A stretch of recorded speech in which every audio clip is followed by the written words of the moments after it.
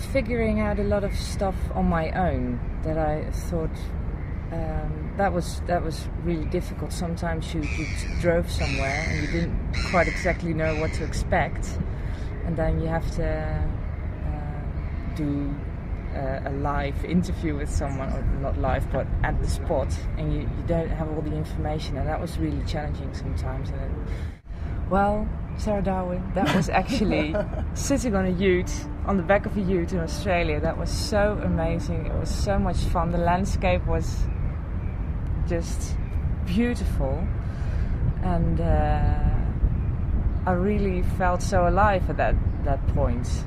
And we had so much fun, the three of us on the back. It was just amazing.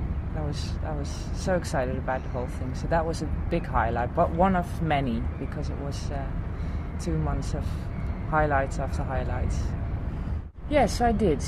Yeah, when we were visiting the Black River National Park, all those beautiful birds. Maybe it's not that natural, because if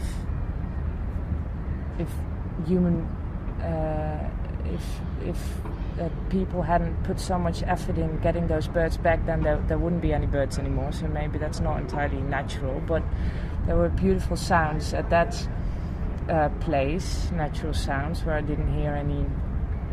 Well, the motor truck was off, of course, and those were beautiful sounds. I took the trip to the Table Mountain, but I didn't have my recording set with me then. It was totally quiet. You couldn't even hear the city beneath you. So I heard some natural sounds, yes. I had so many. I can't remember. We had so many lovely meals together, and they were always hilarious. They were always so nice. And I met a lot of really funny and nice people, so I can't remember a particular laugh. That's probably a good thing, because there were so many that I can't really pick one out. When on our last leg from Port Louis on Mauritius to Cape Town, we had a trawl on the side of the ship, which was trying to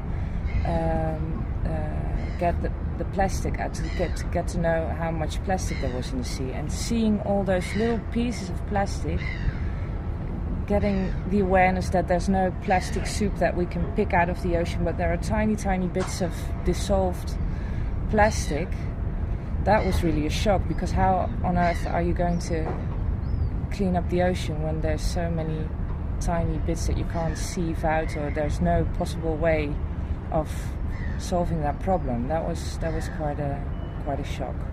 Yes, it certainly did. It's the first and maybe the last big trip that I took, and meeting so many people who are really involved in trying to get the environment more healthy and more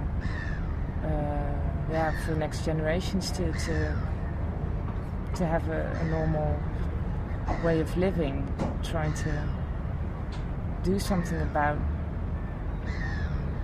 some of the things that are really going downhill for the last decade. So that was really inspiring, and hopefully I can, when I get home, I can implement one of the things that I learned here as well.